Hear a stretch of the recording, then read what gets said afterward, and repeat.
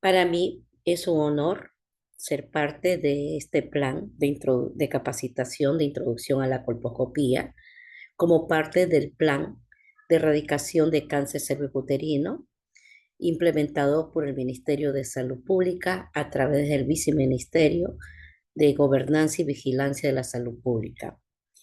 Es un tema muy importante, uno de los más importantes en la formación de un colposcopista debidamente entrenado para el diagnóstico de lesiones precursoras como parte de la prevención de cáncer de cérvix uterino invasivo. Un tema, protocolos de actuación. Este primer tema que me toca disertar es respecto a los protocolos de actuación frente a un cribado anormal.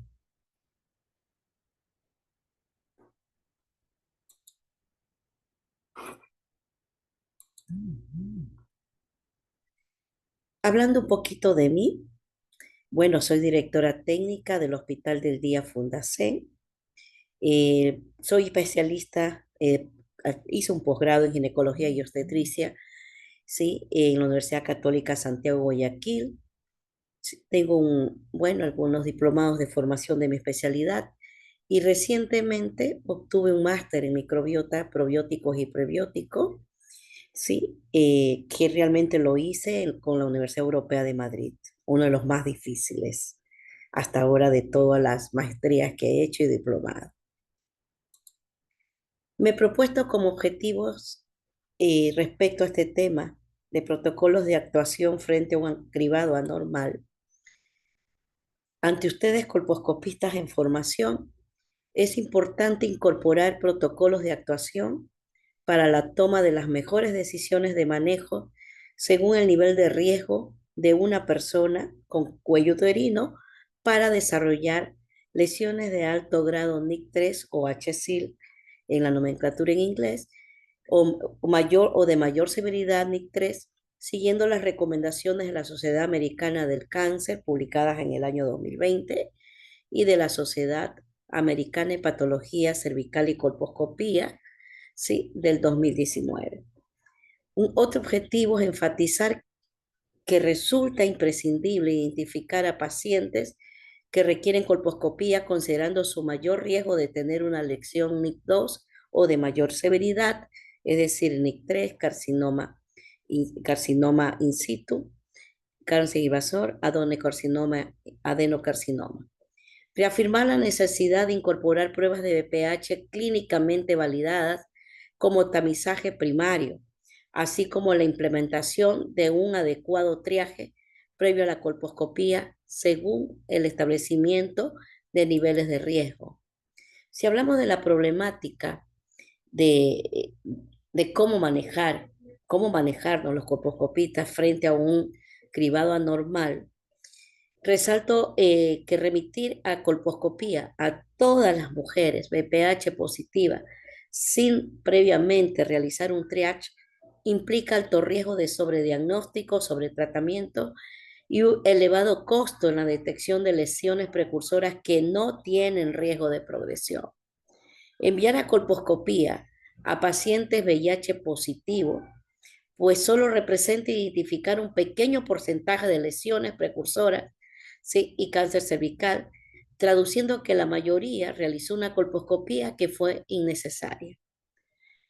Las personas con cuello uterino, con un resultado BPH de alto riesgo positivo, deberán realizar triage con citología debido a su elevada especificidad, que es mucho mayor que la del BPH, ¿sí?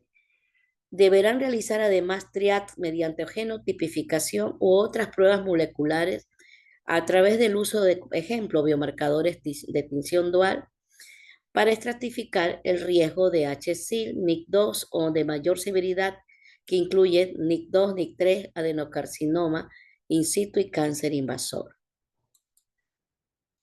Si nos referimos un poquito a este biomarcador que se usa como prueba de triage después de un resultado positivo de un cribado tamizaje primario, sí, es necesario que ustedes comprendan que una prueba de tinción dual PEC 16 KI 67 demuestra alta sensibilidad, es decir, detecta a quienes tienen alto riesgo y una baja, ajá, y alta especificidad a la vez, perdón, a quienes tienen bajo riesgo de tener precáncer y cáncer cervical.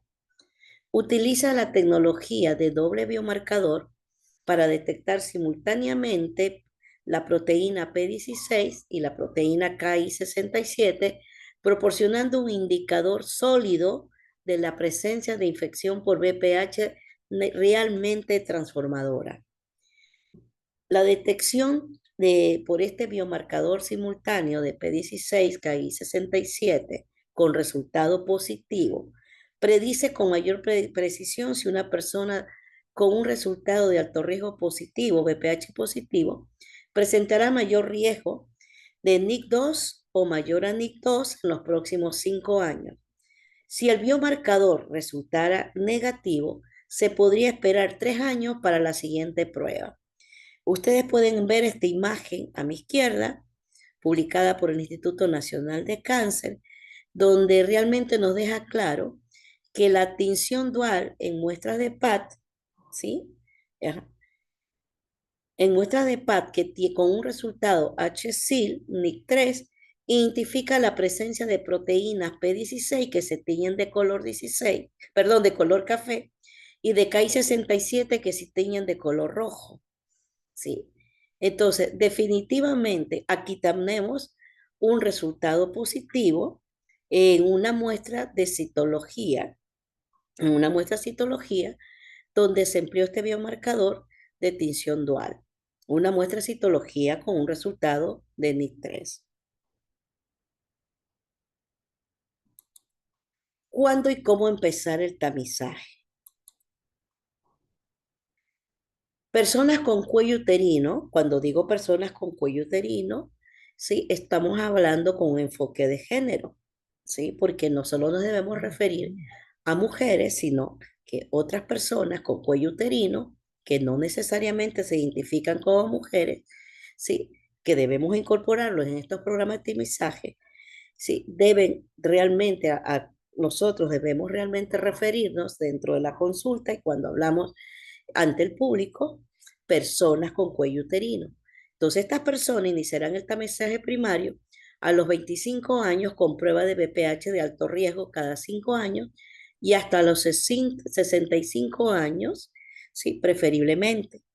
Si no hubiera disponibilidad de una prueba de BPH de alto riesgo sola, entonces se recurrirá a una prueba conjunta o COTES que incorpora una prueba de BPH de alto riesgo más PAP cada 5 años o Papa Nicolau solo cada 3 años.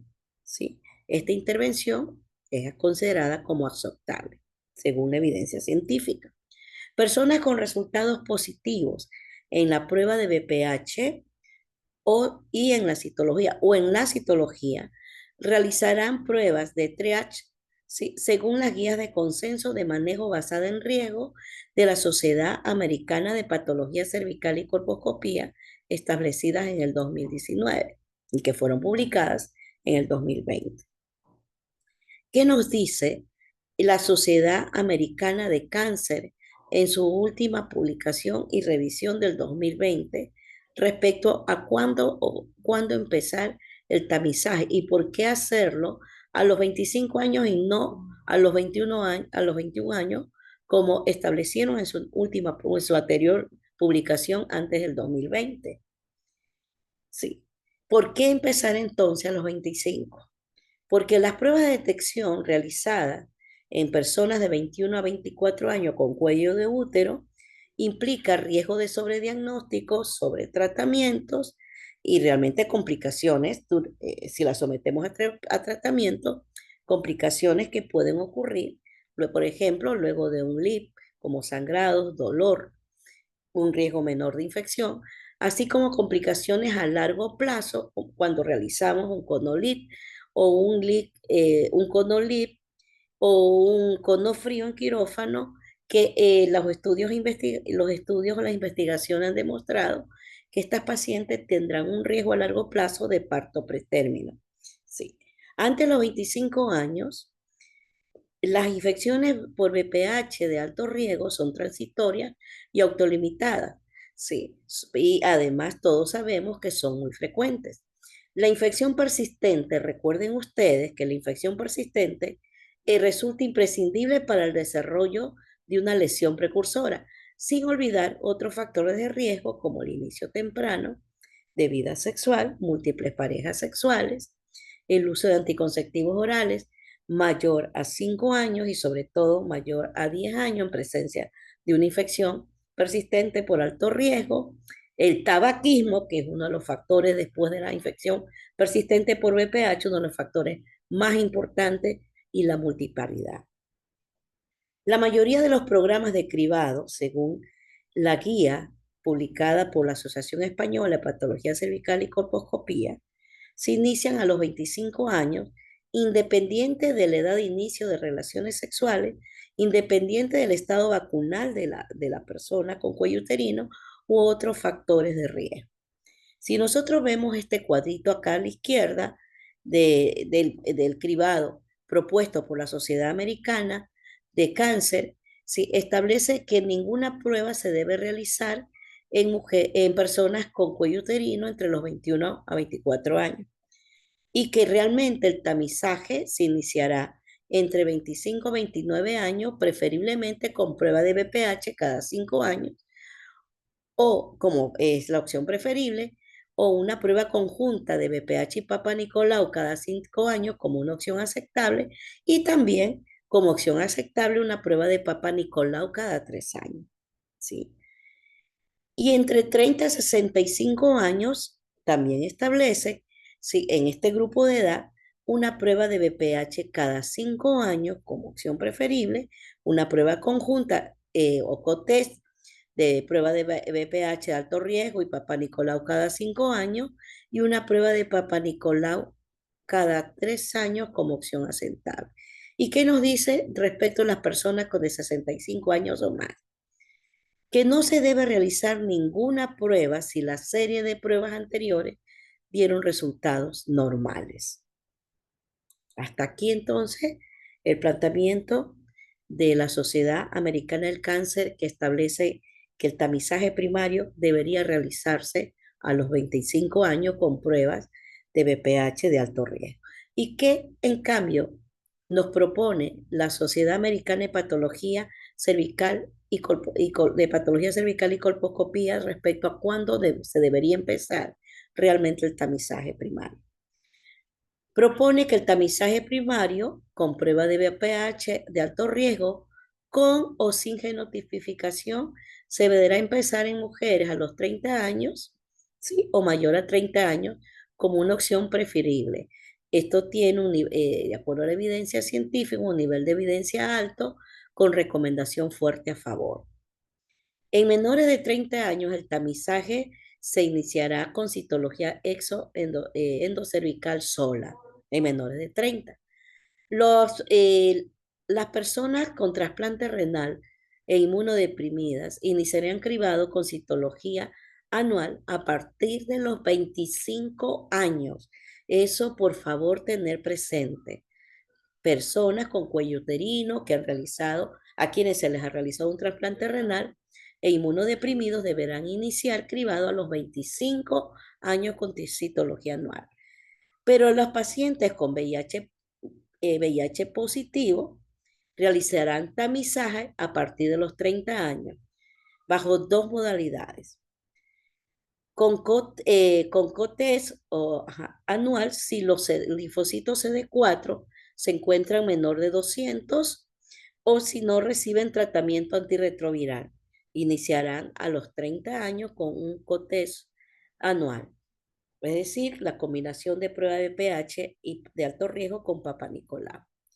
Si las pacientes VIH positivo se encuentran recibiendo tratamiento y sus linfocitos CD4 son mayores a 200, el COTES, la prueba de VPH alto riesgo y Papa Nicolau se realizarán cada 3 años. Esto está aseverado en la guía de la Asociación Española de Patología Cervical y Colposcopía publicado en el 2022. Entonces, eso importa mucho. Si hablamos de inmunodeprimidos, los pacientes VIH tienen una indicación muy aparte respecto de otras personas con inmunodepresión. ¿Qué nos dice la OMS referente a cuándo empezar el tamizaje? La OMS en su segunda edición de la Guía para el Cribado y Tratamiento de Lesiones Precancerosas del Cuello Uterino recomienda la detección con pruebas de VPH como prueba primaria de tamizaje en lugar de citología a partir de los 30 años, con un intervalo entre 5 a 10 años en personas con pruebas negativas. Pero las mujeres, este grupo, perdón, esta publicación de la OMS también asevera que las mujeres con VIH positivo deberán someterse a prueba de detección de VPH cada 3 años a partir de los 25 años de edad. Perdón. Respecto a cuándo debemos finalizar el tamizaje, ¿qué nos dice la Sociedad Americana de Patología Cervical y Colposcopía? Mil disculpas.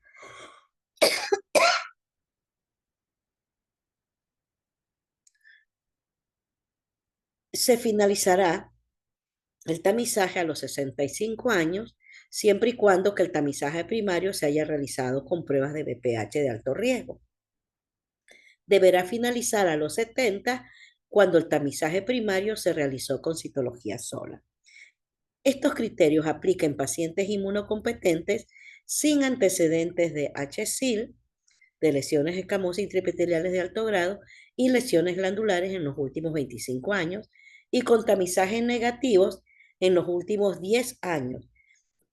Es decir, cuando hayan tenido 2 pruebas de VPH negativo o tres pruebas de citologías negativas.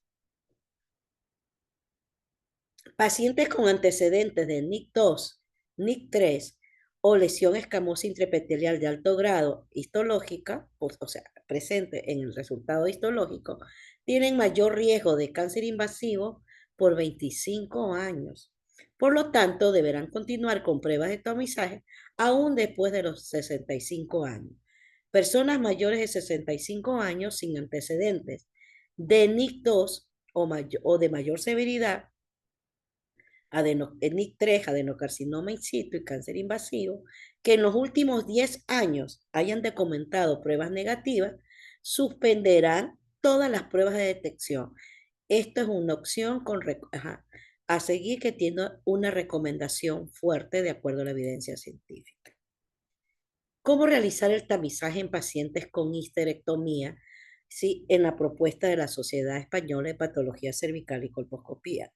El tamizaje después de una histerectomía total en mujeres a las que no se les había diagnosticado previamente lesión escamosa intraepitelial, neoplasia intraepitelial cervical o cáncer cervicuterino no está justificado, ya que el cáncer primario de vagina es uno de los menos frecuentes del tracto genital, con apenas 0.69 casos por 100.000 mujeres.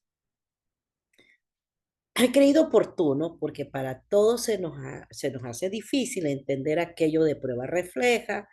He creído oportuno, sí, definir qué es lo que es una prueba refleja de acuerdo a la definición de las directrices de consenso de gestión basada en riesgo de la Sociedad Americana de Patología Cervical y Colposcopía del 2019, publicada en el Journal de Enfermedades del Tracto Genital Inferior publicadas en abril 2020. ¿Qué define estas directrices como prueba refleja? Una prueba refleja es el examen específico de triage ante un tamizaje primario positivo. Por ejemplo, una citología ASCUS en el tamizaje primario, una citología con resultado ASCUS en el tamizaje primario, inmediatamente desencadenará una prueba de refleja de PCR, es decir, una prueba de VPH de alto riesgo. Una prueba primaria, sí, en el tamizaje primario con VPH positivo de alto riesgo, desencadenará una prueba refleja de genotipificación para VPH 16-18. Una citología de Papa Nicolau positiva en el tamizaje primario, ¿sí? Reflejará en el triaje posterior una citología en base líquida. Bueno, esto es otro punto a considerar que no deja de ser muy importante en todo esta temática respecto a qué hacer frente a un cribado anormal, conductas de seguimiento. ¿Qué sucede respecto a la conducta clínica que debemos tomar, ¿sí? Considerando el riesgo de lesión de alto grado, NIC3 o mayor o de mayor severidad, NIC3, ¿sí? Adenocarcinoma in situ, cáncer invasivo. Esta imagen, como ustedes pueden observar, ¿sí? Nos permite realmente, en colposcopía, nos permite realmente captar la presencia de un mosaico irregular, que solamente estaba en presente en el vértice más externo. Estaba dentro de la zona de transformación, por supuesto, pero se nos podía pasar si no hacíamos realmente una observación con el macro. Entonces, es muy importante siempre hacer en la colposcopía una evaluación primeramente panorámica de todo el cuello del útero, ¿sí? De los fondos de saco laterales, fondo de saco anterior y posterior. Eso es lo primero ante un inicio de valoración colposcópica, una vez que hemos, bueno, observado con filtro verde, ¿sí?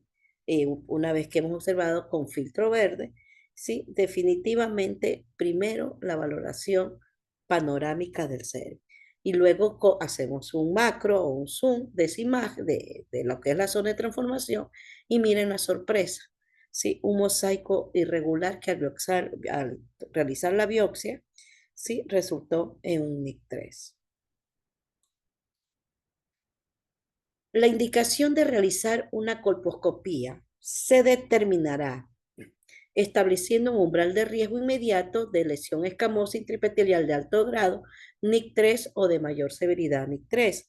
Se considerará, primero, los riesgos estimados según el resultado de las pruebas de tamizaje primario, así como los antecedentes personales de las personas. Segundo, sí, el nivel de riesgo elegido para cada decisión. Y tercero, sí, se considera también la conducta propuesta para cada uno de los niveles establecidos.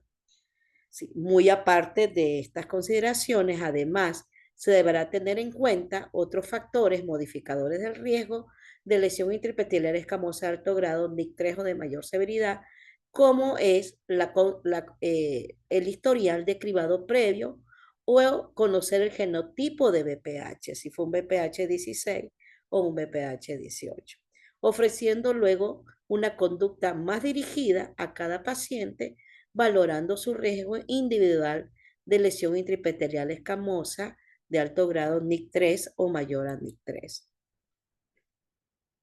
¿Y cuáles son los niveles de riesgo establecidos en estas directrices de la Sociedad Americana de Patología Cervical y Colposcopía del 2019? Sí, bueno, eso es el nivel de riesgo de HSIR se considerará en funciones, se considerará el nivel de riesgo en función del resultado de la citología, el genotipo de BPH y de la valoración colposcópica. Sí. Se ha establecido tres niveles de riesgo. Un bajo riesgo un nivel con bajo riesgo de progresión, ¿sí? Un nivel con alto riesgo de progresión y un riesgo intermedio, donde están casos no incluidos en los otros dos grupos.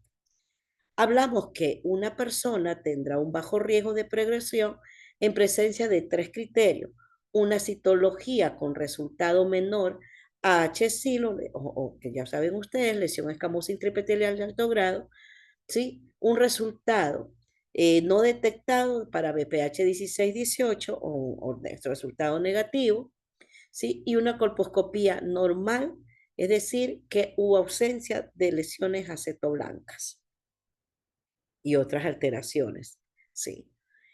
Bueno, ¿qué en cambio representa que una persona con cuello de útero tenga un alto riesgo de progresión? cuando al menos se cumplen de los tres criterios, ¿sí? Dos de los tres criterios en estas pacientes. Una citología con resultado HSIL, anomalía de células glandulares o células escamosas atípicas que no permite descartar una lesión de alto grado. Un resultado de BPH, de genotipificación para BPH 16 y 18 o 18 detectado. Una colposcopía con cambios colposcópicos grado 2 durante la valoración. Cuando se cumplen dos de los tres criterios, estamos hablando que la paciente tiene un alto riesgo, ¿sí?, de progresión. ¿Qué representa tener un bajo riesgo de progresión de acuerdo a las investigaciones publicadas?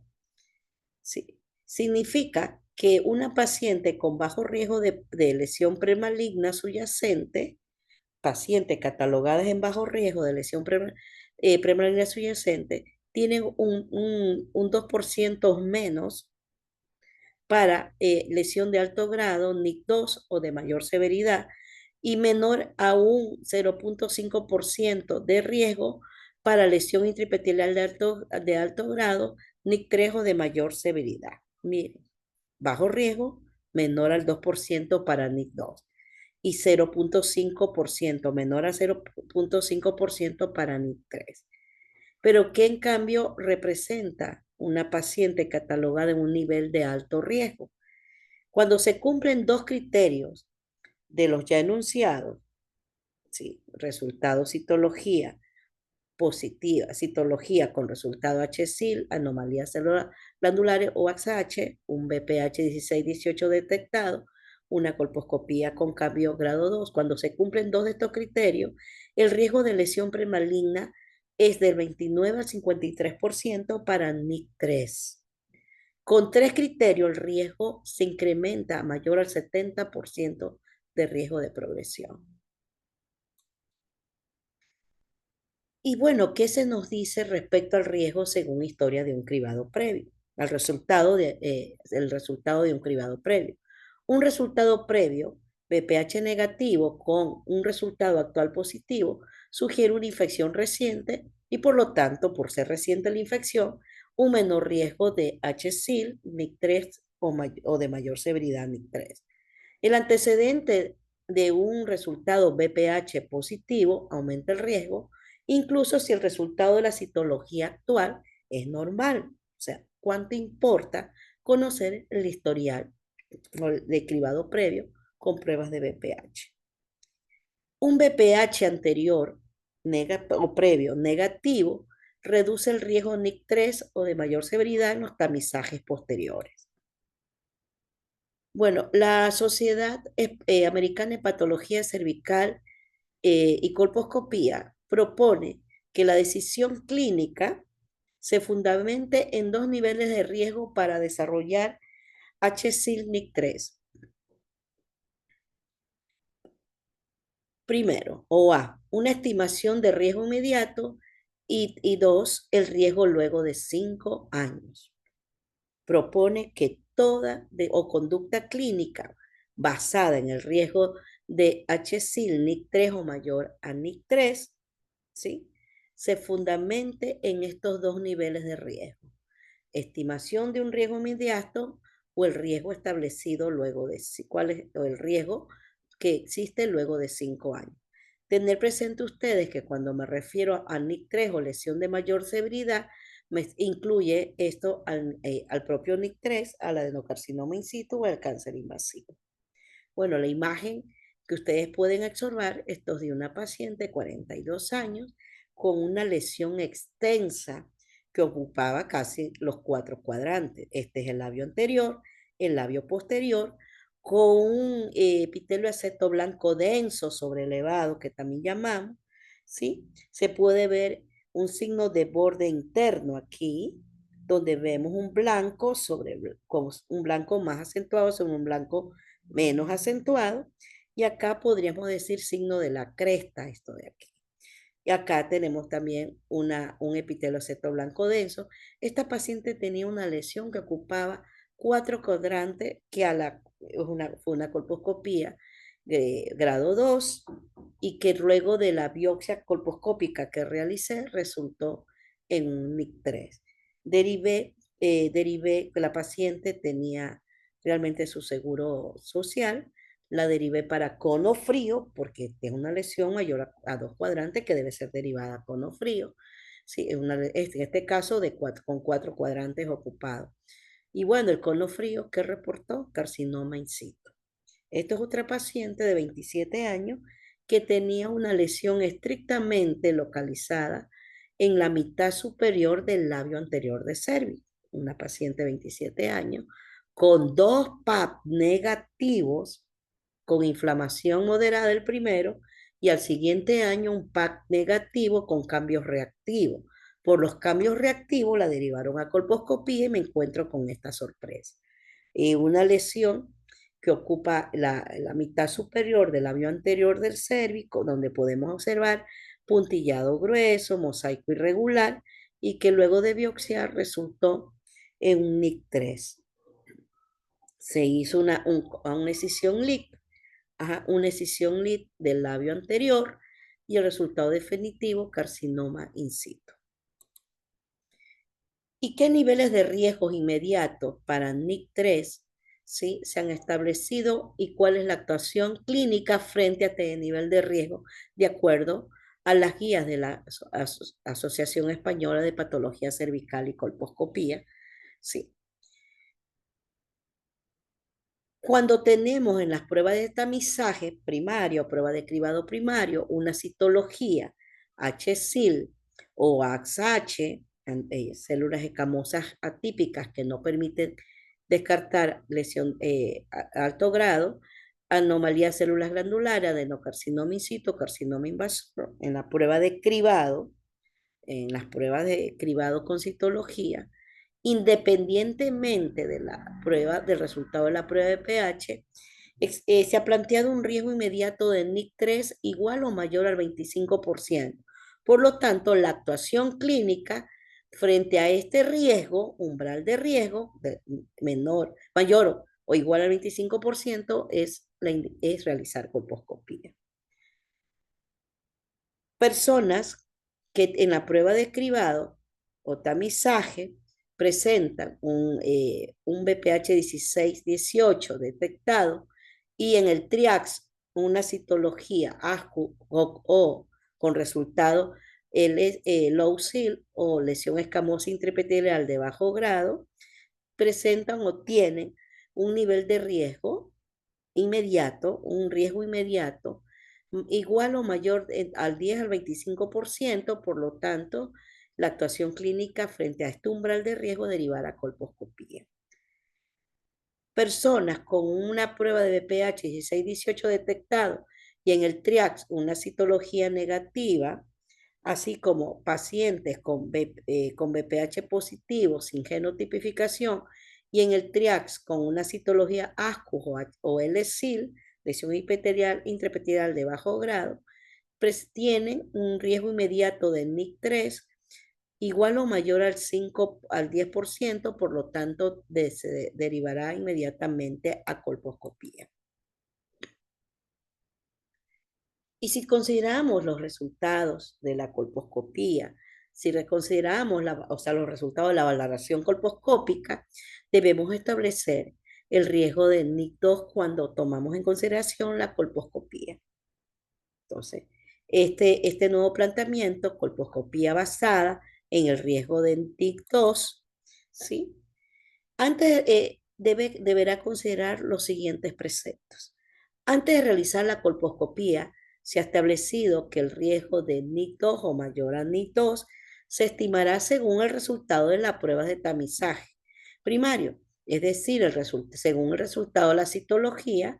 Recuerden ustedes que también era una opción aceptable, no preferible, hacer, si no había disponibilidad de prueba de pH, ¿sí?, que era la preferible, también se pudiera en personas a los 25 años desde los 25 años realizar tamizaje con citología cada 3 años. ¿Sí? Se estimará entonces, antes de realizar colposcopía, el riesgo de NIC2 se estimará según los resultados de las pruebas de tamizaje, ¿sí? Ya sea una citología o un resultado de detección de BPH con o sin genotipificación. La impresión colposcópica deberá ser considerada siempre en la valoración del riesgo de NIC2 o mayor a NIC2. Tanto los resultados de las pruebas de cribado, es decir, ya sea los resultados de la citología, del test de detección de VPIH, o si hablamos de prueba conjunta de la citología y detección y el test de detección de VPH con o sin genotipificación, los resultados de esta prueba, así como la impresión de colposcópica a la hora de la valoración, se deberán considerar en el momento de realizar la toma de biopsia. Esto es una recomendación fuerte a favor, nivel de evidencia alta. Traigo ante ustedes, ¿sí?, el caso de una paciente que fue valorada en el hospital donde yo trabajo, donde llega a la unidad de patología cervical y colposcopía con un PAS asco. Esta paciente nulípara, 37 años, ¿sí? Colposcopía adecuada anormal, grado 2, diagnóstico de biopsia dirigida por colposcopía, lesión de alto grado, H-Sildic 2, más BPH sobre una zona de metaplasia escamosa. Se deriva a la seguridad social para conofrío. Las pacientes muchas veces no pueden pagar, pese a que nuestros servicios son de bajo costo, no pueden pagar un procedimiento realmente a bajo costo, se derivó a la seguridad social, ¿sí? Debido a que debía realizarse un conofrío porque se encontró una lesión mayor a 2 cuadrantes. En el hospital de la Seguridad Social se realiza nueva colposcopía por especialista capacitado que reporta diagnóstico colposcopía normal, metaplasia escamosa, enfatizándole a la paciente que lo único que había ahí era una metaplasia escamosa y que no había nada normal. La paciente regresa a los 8 meses. Esta fue, perdón, es para indicar que esta imagen, las imágenes a mi izquierda, fue la valoración colposcópica inicial, la inicial antes de derivar a la seguridad social, al hospital del Seguro Social. Entonces, esta valoración colposcópica nos permite observar realmente un epitelio denso. Este es un epitelio denso, es verdad, sobre una zona de metaplasia escamosa, muy cierto. Este es un epitelio tenue donde hay aperturas glandulares múltiples. Hay por aquí orificios, aperturas glandulares, un epitelio aceto blanco muy tenue. Nadie duda que esto sea una metaplasia, pero no dejemos de observar este epitelio denso. Podría decir que hay un signo de borde interno acá, donde este epitelio denso es más acentuado que este epitelio aceto blanco, que tiene menos densidad que el de acá. Acá también observo un epitelio aceto blanco, signo de borde interno, ¿sí?, que realmente permite diferenciar este epitelio denso del menos aceto blanco acá, ¿sí? Y aquí una zona erosiva que realmente sangraba mucho, una zona eritematosa, erosiva.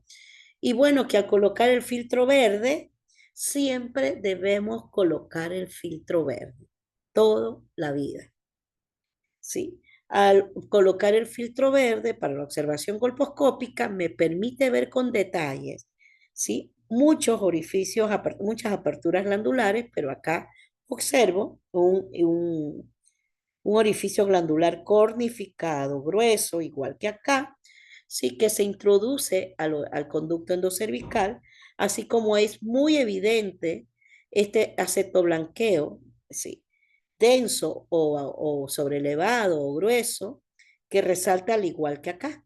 Y si ustedes ven, este epitelio acetoblanco denso se introduce también al conducto endocervical. Acá, si observamos acá más abajo, observo asimismo un epitelio acetoblanco denso. Por lo tanto, mi criterio fue derivar a cono frío, pues la paciente no podía pagar nuestros servicios, para un cono frío a la seguridad social. Bueno, luego que el especialista valoró y afirmó que no había lesión de alto grado, que solo era una metaplasia, 8 meses después vuelve nuevamente con un PAC, con un resultado ASCUS y decido, sí, ahora sí le digo no, primero vamos haciendo una prueba de pH de alto riesgo. Ella vino nuevamente a colposcopía, pero le dije, primero hagamos una prueba de pH de alto riesgo. Pues la prueba resultó positiva y realizó la colposcopía positiva para BPH 18. La valoración colposcópica reafirma el diagnóstico anterior, si bien ya no hay esa erosión acá, esa zona eritematosa que sangraba, no hay la erosión acá después del tratamiento con fitotimoline por 10 días. Sí, si ustedes observan que no hay el mismo acetoblanqueo de acá de la primera valoración después de tratada. Correcto, uno miraría, dijera, sí, aquí no hay nada, aquí hay una metaplasia escamosa. Esta es la segunda valoración colposcópica. Pero miren la sorpresa, pongo filtro verde, hago un zoom, ¿sí? Realmente pongo a gran aumento el lente del colposcopio, ¿sí? Y observo que mi nueva colposcopía ratifica el diagnóstico anterior efectuado hace 8 meses, colposcopía grado 2, ¿sí? Diagnóstico presuntivo, les sigo afirmando, un presuntivo HSIL-NIC2. Biopsia confirma, reconfirma diagnóstico de NIC2. Entonces, ¿qué es lo que, miren, si bien la primera imagen colposcópica aparenta no tener una lesión de alto grado, por favor, pongan filtro verde. Miren los orificios glandulares, ¿sí? Entonces, decido biopsiar solamente estos orificios glandulares cornificados o engrosados. Diagnóstico de esa biopsia fue NIC2 y bueno, al ver que ya no se veía la lesión grande que comprometía más de 2 cuadrantes, ¿sí? Decido con temor, porque no quiso volver a la seguridad social, decido hacer el CONOLIT, ¿sí? Con temor de que me quede lesión residual, ¿sí? Y diagnóstico del CONOLIT, HSIL o lesión de alto grado, NIC2 más BPH, bordes totales, vértices, tanto los bordes laterales como el vértice negativo. Y bueno, ¿y cómo vamos a manejar los resultados? ¿Cuál sería el manejo a implementarse de los resultados anormales de las pruebas de detección? Puse esta imagen, ¿sí?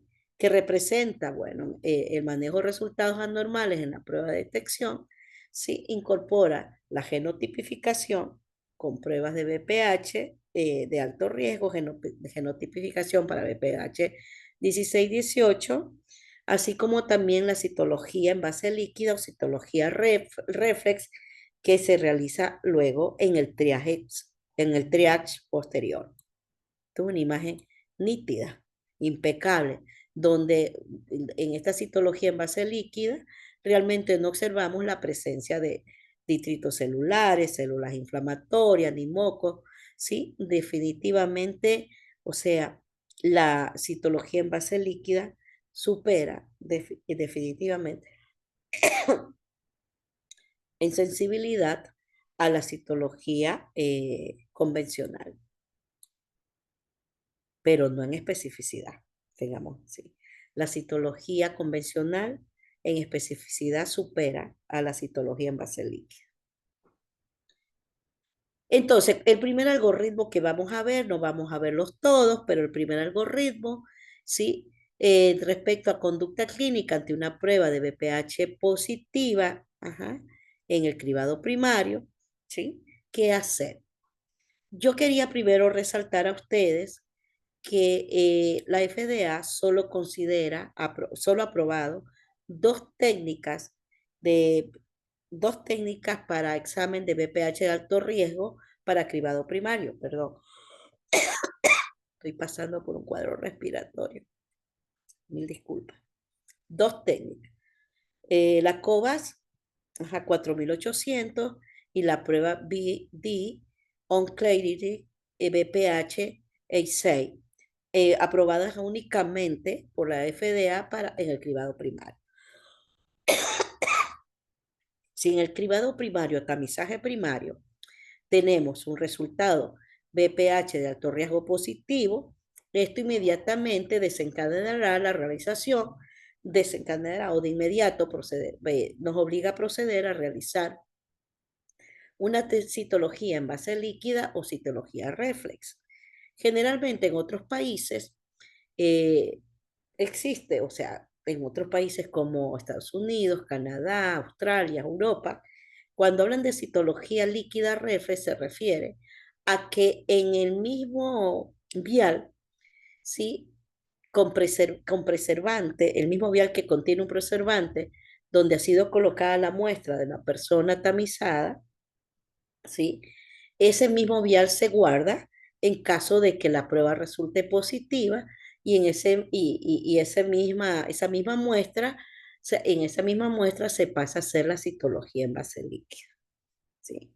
Entonces, si esta citología en base líquida, bueno, si nosotros acá no disponemos de ese vial, ¿sí? Donde a la vez nos guardan las células para realización de una citología posterior en el TRIAPS, una citología líquida, a nosotros nos corresponde tomar una citología en base líquida aparte, ¿sí? Entonces, si la citología líquida o citología reflex resulta negativo y no se ha realizado, no es posible realizar genotipificación, no es posible realizarlo, se considerará el cribado previo. Si en el cribado previo la paciente reporta un BPH positivo, deberá ser derivada a colposcopía. Si en el privado previo es desconocido, si el privado previo es desconocido, se desconoce o la prueba de BPH resulta negativo, pasaremos a una prueba de BPH luego de un año.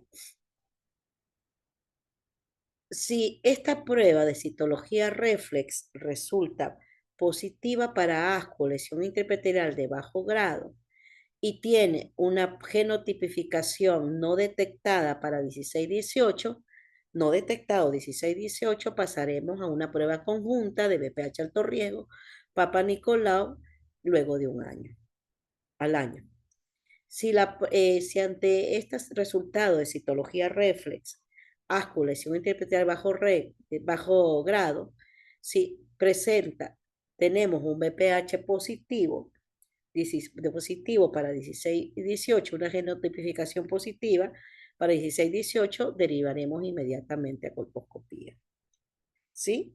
Si el resultado de la citología en base líquido, citología reflex, resulta positiva para AXH, lesión interpeterial de alto grado, adenocarcinoma in situ, directamente pasamos a colposcopía.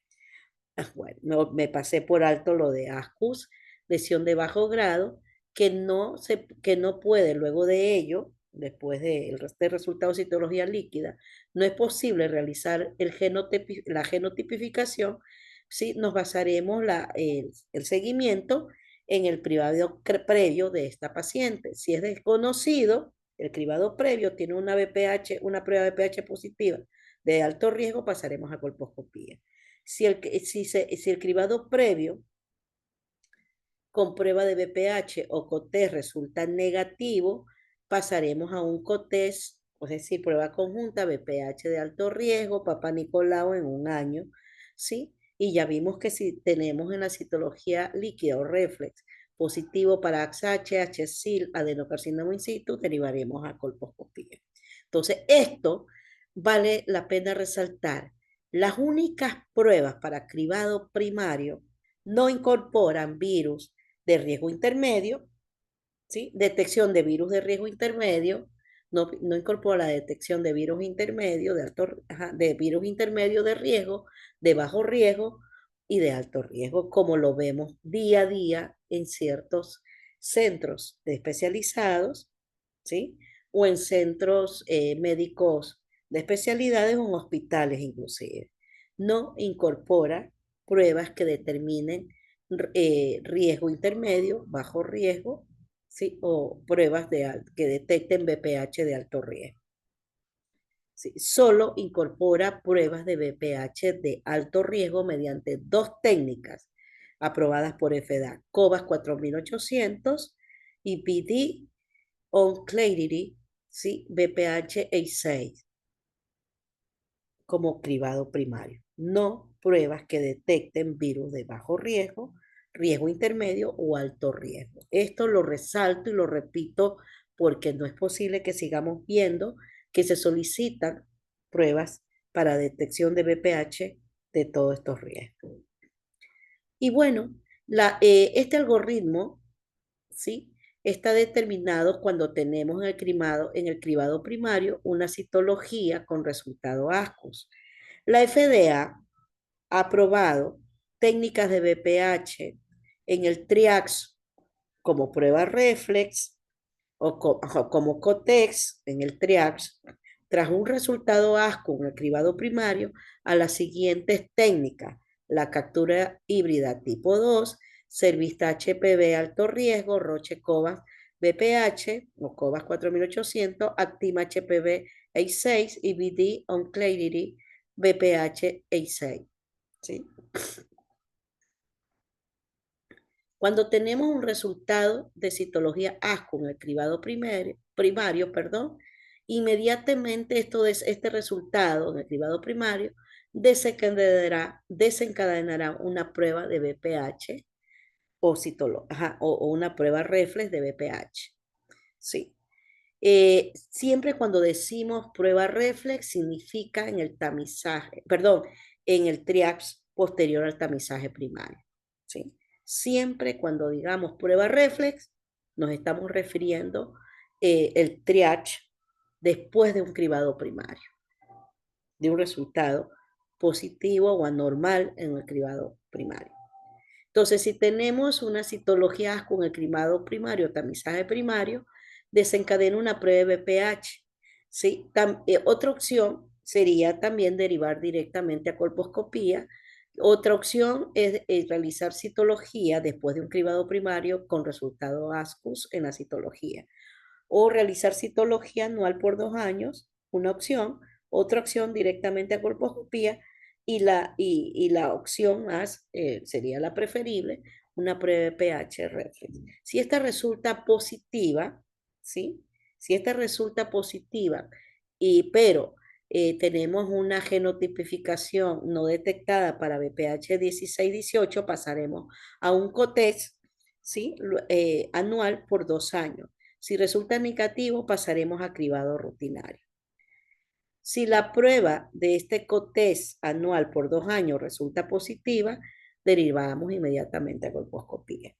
Si esta prueba de PBPH reflex, o sea, en el TRIAPS, después de cribado primario con citología ASCO, resulta positiva, sí, pero tiene un BPH para una genotipificación para BPH 16, 18 positiva, o se desconoce o no se realizó genotipificación, ¿sí? Derivar a colposcopía.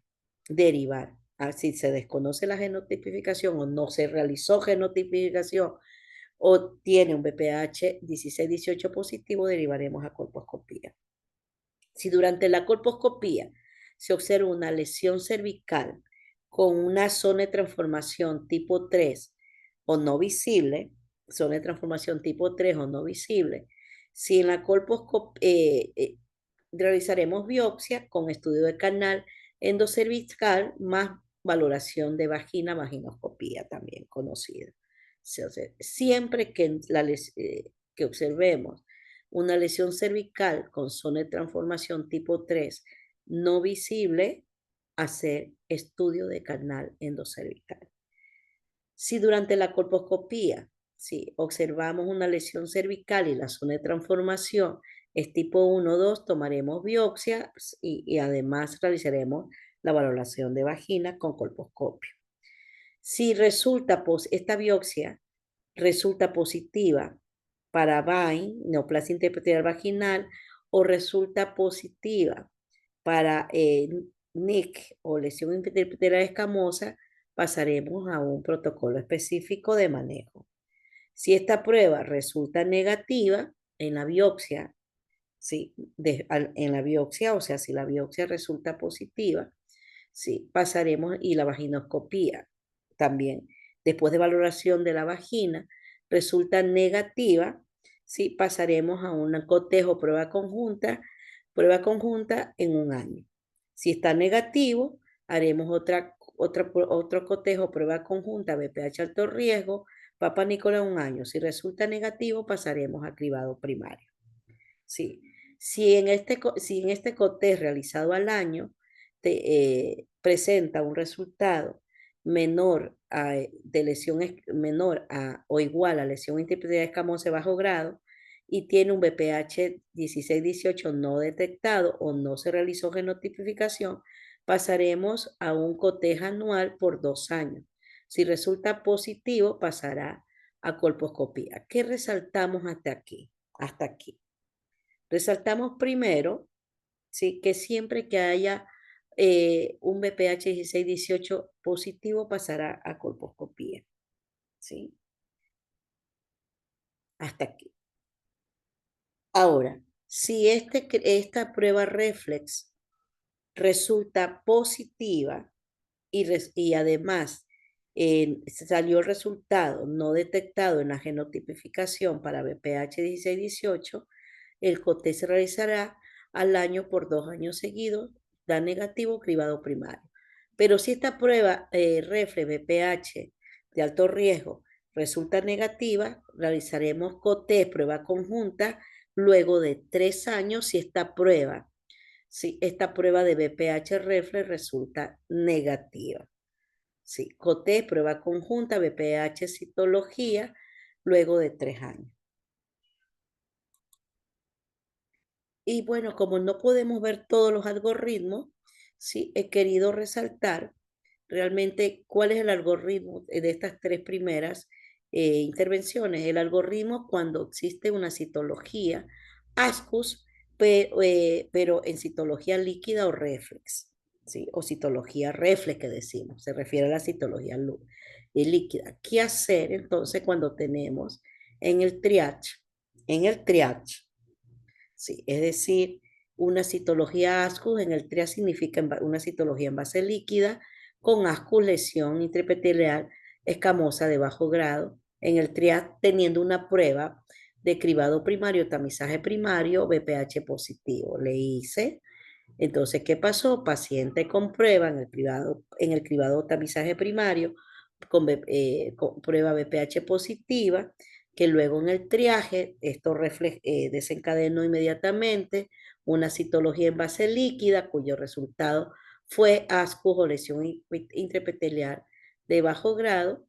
Sí, inmediatamente realizamos genotipificación. Si la genotipificación resultó detectado para BPH 16-18, realizaremos colposcopía. Si no se pudo realizar el genotipificado, no estuvo disponible, pero el cribado previo tiene un cribado previo desconocido o es desconocido el cribado previo o una prueba de pH positivo, derivaremos a colposcopía. Sí. Si no se pudo realizar la genotipificación, sí, o no tiene o no se pudo realizar o no hay prueba disponible para genotipificación, sí, nos iremos entonces a consideración del cribado previo en los últimos 5 años. Entonces, si en el cribado previo de los últimos 5 años tiene una prueba de pH o COTES, prueba conjunta negativa, pasaremos a una prueba conjunta de BPH alto riesgo citología después de un año. Si es negativo, realizaremos otra prueba de COTES luego de un año. Si es negativo, pasamos a cribado rutinario. Pero si esta prueba de BPH resultó no detectó BPH 16-18, resultó negativa, igualmente pasamos a un cotejo prueba conjunta al año y seguimos el mismo manejo. Si en cualquiera de estas valoraciones con coste anual, COTES o prueba conjunta anual, resulta positivo del resultado, ¿sí? Pasaremos inmediatamente a valoración colposcópica. Si tenemos presencia de una lesión cervical, si tenemos la presencia durante la valoración colposcópica de una lesión cervical, ¿sí? En este caso, prueba BPH 16-18 detectado positiva, sí, realizamos colposcopía, sí, o tenemos un cribado previo desconocido o con una prueba de BPH positiva y pasamos a colposcopía, observamos una lesión cervical, pero con una zona de transformación tipo 3 no visible, sí, tomaremos biopsia, estudio de canal endocervical y valoraremos la vagina, realizaremos una vaginoscopía. Si los resultados son negativos, pasaremos a una prueba conjunta después de un año. Si durante la valoración colposcópica tenemos una lesión cervical visible con una zona de transformación tipo 1 y 2 con una lesión cervical visible, una zona de transformación 1 o 2 visible, ¿sí? Realizaremos biopsia y valoración de vagina, es decir, una vaginoscopía. Si el resultado es de la biopsia, BAI o lesión intraepitelial escamosa o NIC, bueno, pues procederemos a hacer el protocolo de manejo específico. Y así sucesivamente, y termino con este algoritmo, porque en 45 minutos resulta muy difícil abarcar con todos los algoritmos. Si la citología se trata de pacientes en este algoritmo menores de 25 años. Si vamos a hacer, ¿cuál sería el tamizaje en menores de 25 años que ya lo observamos? Ya dijimos que solamente se realizará citología de Papa Nicolau si el resultado de esta citología es ASCU o lesión intraepitelial escamosa en la citología convencional. Si convencional es el resultado de esa citología convencional es ASCU, lesión intraepitelial escamosa de bajo grado y la paciente tiene menor de 25 años, procederemos a citología menor a 25 años. No está indicado BPH. Citología al año realizaremos. Si en esta citología realizada después de un año, el resultado es lesión intraepitelial escamosa de bajo grado o mayor a, realizaremos colposcopía. Si el resultado de esta citología efectuada al año resulta con diagnóstico ASCO o lesión intraepitelial escamosa de bajo grado, realizaremos una citología al año, al siguiente año. Si resulta nuevamente ASCO o mayor a ASCO, pasa a colposcopía. Si resulta negativa, realizaremos otra citología anual, ya van dos. Si es negativa, cribado a partir de 25 años con pruebas de BPH. Si el resultado de esta citología al año, después de tener una citología convencional, ASCO, lesión de bajo grado, menores de 25 años, si esta citología al año realizada es negativa, pasaremos a otra citología al año. Si es negativa, pues bueno, esperar el cribado a partir de 25 años con prueba de BPH. Y así sucesivamente, ustedes pueden revisar estos algoritmos que son muy interesantes, ¿sí? Que están publicados en español en las guías de la Asociación Española de Patología Cervical y Colposcopía, ¿sí? Del 2022. ¿Sí? Esta guía se conoce como, esta guía publicada, ¿sí? Es respecto a la conducta clínica de resultados anormales de las pruebas de cribado. Y bueno, como conclusiones puedo afirmar, después de todo esto que he compartido, puedo afirmar que las nuevas pautas de manejo de la Sociedad Americana de Patología Cervical y Colposcopía permite realizar estrategias de cribado más eficientes y robustas, fuertes, pero sobre todo consigue individualizar la conducta clínica según el riesgo específico de cada persona con cuello de útero. Puedo concluir que estas pautas sobre todo enfatizan la sustitución de la citología con pruebas de BPH como cribado primario. Segundo, el uso de la genotipificación para BPH 16-18, así como el empleo de pruebas moleculares o de la citología como pruebas de triage, como prueba de triage. Y tercero, una conducta clínica ante un cribado anormal basado en el riesgo de desarrollar una lesión con elevado potencial premaligno maligno. Muchas gracias a ustedes por vuestra atención. Sí, me siento muy complacida de formar parte de este plan de capacitación de introducción a la colposcopía, ¿sí? Que muy positivamente el Ministerio de Salud Pública, ¿sí? Ha decidido con un grupo de profesionales muy competentes de realizar en este año 2024. Gracias por la oportunidad de ser parte de este grupo, un honor para mí y espero que esta conferencia, que no es tan fácil de entender, no es tan fácil por primera vez, o sea, a la primera que ustedes lo lean o lo escuchen, sí, no es fácil asimilar, pero revisando esos algoritmos, estoy seguro que todos terminaremos manejando, ¿sí? Excelentemente bien estas propuestas de la Sociedad Americana de Patología Cervical y Colposcopía del 2019, de la Sociedad Americana de Cáncer y de la OMS. Sí, gracias por vuestra atención.